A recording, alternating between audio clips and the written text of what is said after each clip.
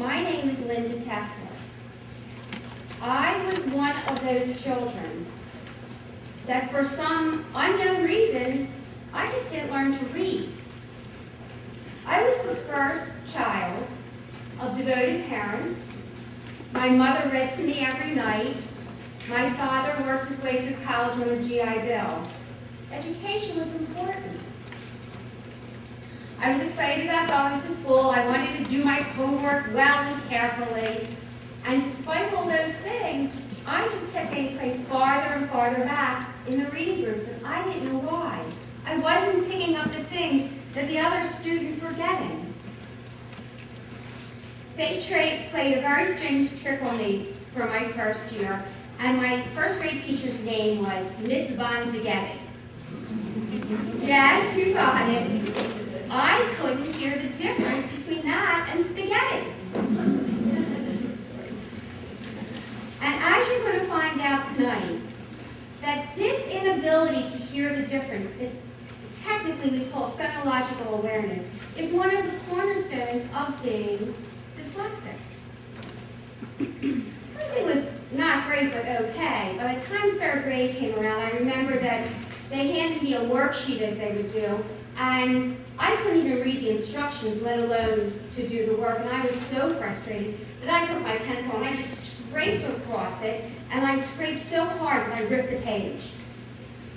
And up until that point, I was very well behaved. It was one of my accommodating techniques was to be very good.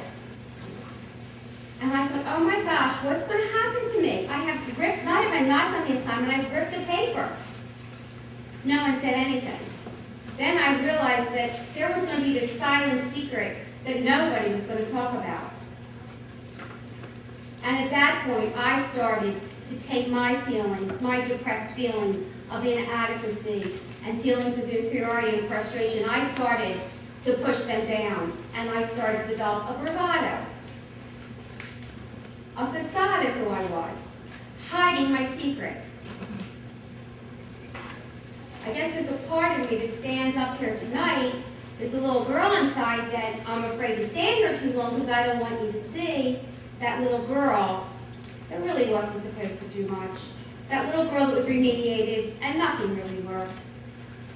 I want to show you my bravado. I don't want to show you that part, but I'm showing you all of it. My grandfather, who was a very wise man, knew something was wrong and said to me, Linda, if you listen in class, you'll know enough to at least pass. And I became living proof to the wisdom of his philosophy. Everything was going kind of okay, but then in middle school, my secret was out. You see, in middle school, we were grouped by ability, and I was in the dumb section. I was in the section with the kids that carried knives, the kids that didn't want to learn. I was so embarrassed and humiliated. I don't think I really looked up through middle school. I was so embarrassed who I was and where I was placed. And my secret wasn't out. Now, will you look at me? Can you imagine me with a bunch of young kids and stuff and just trying to survive? A mismatch, a definite mismatch. Fortunately, high school got all mixed up and I could be in hiding again and put my bravado out until it was time to go to college. And literally every single person I knew was going to college. And then I heard the dreaded words from the guidance counselor. You know, you're really not college material. So, you know, what do you do with a nice girl from the suburbs? I certainly didn't spell well enough to be a secretary. I mean, what do you do with her? They sent me to X-ray technology school. I didn't even want to be an X-ray technician. I flunked out in 1 month. You don't do very well in this world if you can't read. But at that point, I had that moment that changed the person's life. We all have them. At that moment, I thought, if my life is going to be a series of failures, okay, so be it. But I'm going to at least fail at trying to do something that I want to do. And I didn't want to be an X-ray technician.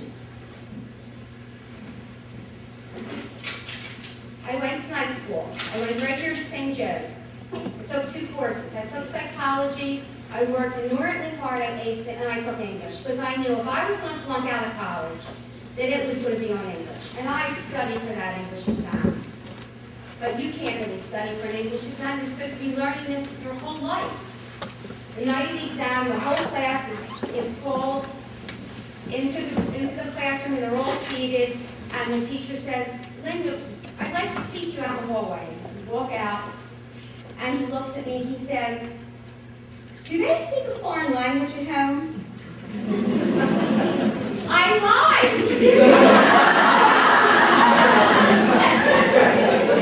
I said yes.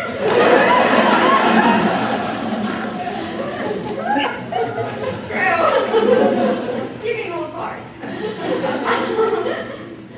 He gave me a gift of the SID, and I went off to college, knowing at least I had freshman English under my belt. And I studied to be a teacher. And I graduated college, and when I went to go for a teaching job, see, I'm still in hiding at this point.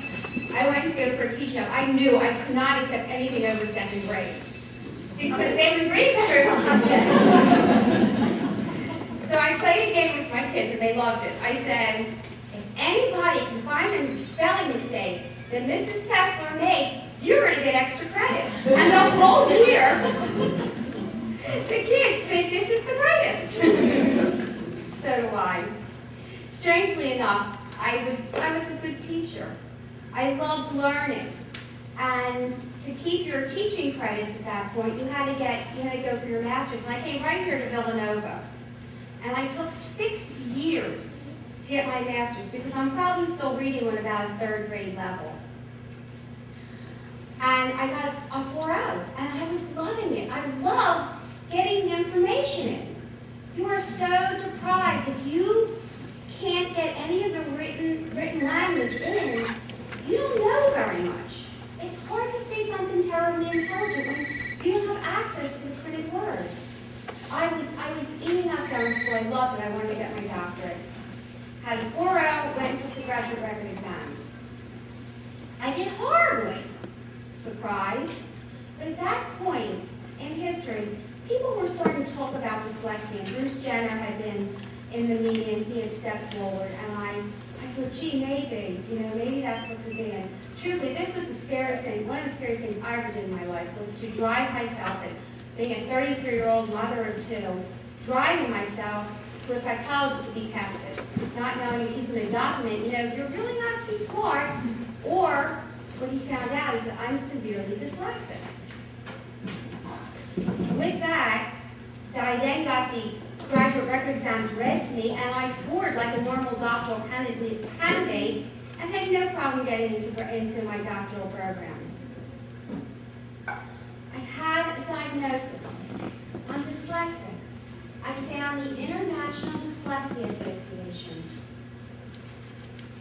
They had a national conference, and I want you to put this in the back of your minds that in November, the International Dyslexia Conference is going to be right here in Philadelphia, and that you all can attend, and it is such a valuable experience. And if you do come, you're going to see the kind of situation that I walked into. The one I went to was in Washington, and if you come, there's literally there's a couple thousand people there. They are from all over the world, of course, most from this country. And there was this nice lady, and I told her my story that I wanted to know about dyslexia. I had lived this life, but I was just curious, I didn't know anything about it. And she said to me, come here. And I walked over with her, and she walked me over to a table. It's just a lot like this.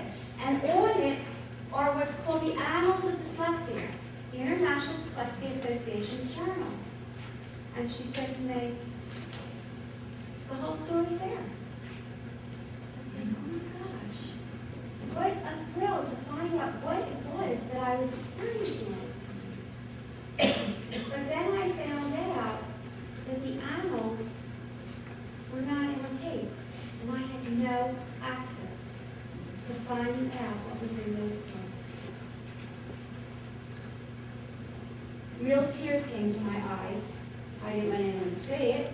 I wiped my eyes, I walked away. And then I had to find recording for blind and dyslexic, which was recording for blind at that point. Yes, it was recording for blind. And found out that they would put my textbooks on tape. You need to know that the International Dyslexia Association is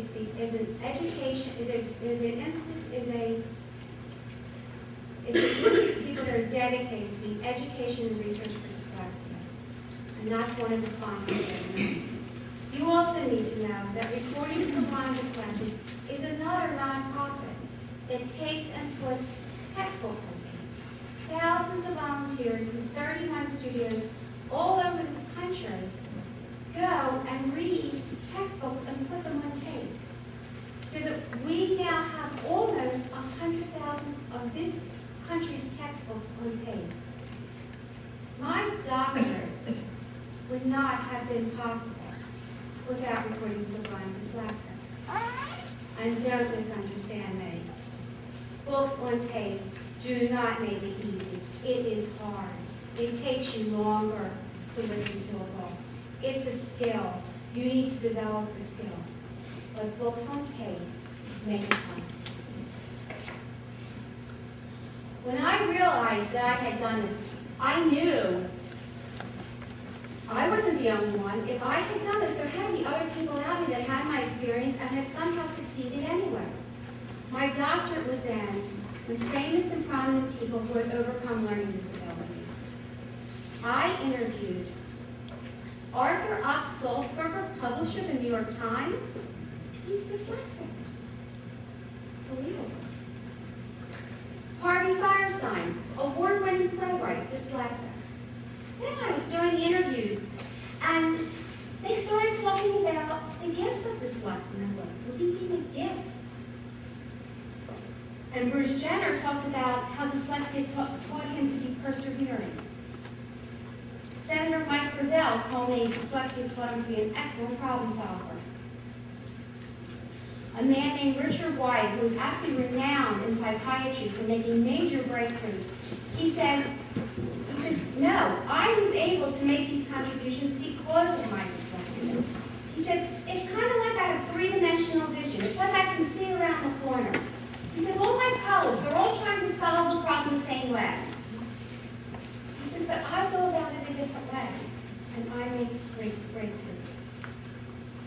You see, I told you a story that has happened hundreds of thousands of times. I'm not special. My story's not special. I'm here to give back so that you know, and the thing you're going to hear me say through this evening